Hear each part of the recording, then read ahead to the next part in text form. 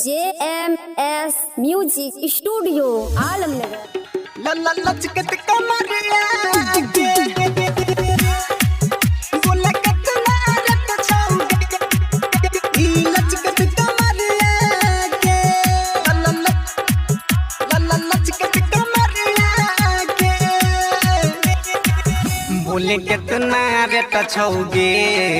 ई लचकत कमरिया के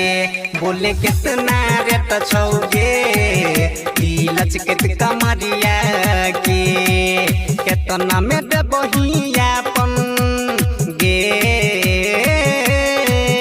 अगै केतना में देबहियापन छौडी सजल शरीरिया के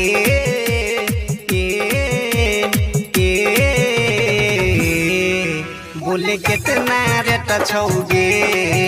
ई लचकत कमरिया के बोले कितना रेट छौगे छौरी ई लचकत कमरिया के तोहर लचकत कमरिया के बोले कितना रेट छौगे छौरी Mixed by DJ Anjan Arya Alamnagar.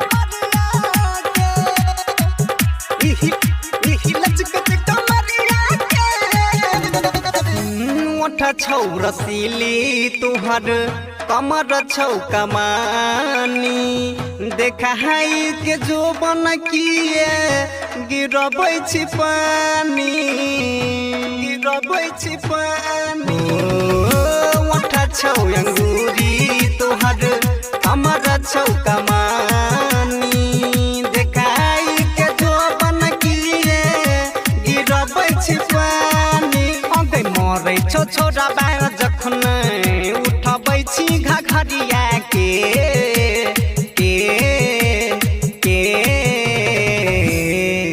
बोले कितना रेट छौगे ई लचकत कमरिया के बोले कितना रेट छौगे छौरी ई लचकत कमरिया के तोहर लचकत कमरिया के बोले कितना रेट छौगे छौरी ई लचकत कमरिया के ई लचकत कमरिया के राइटर धीरज कुंदन मजा ले तो सैट के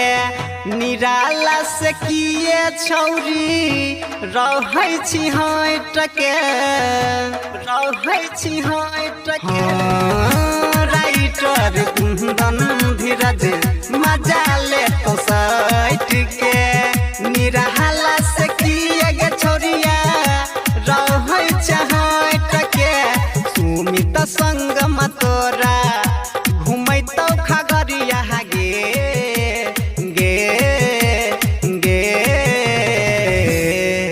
बोले कितना रेट छौगे ई लचकत कमरिया के बोले कितना रेट छौगे छौरी ई लचकत कमरिया के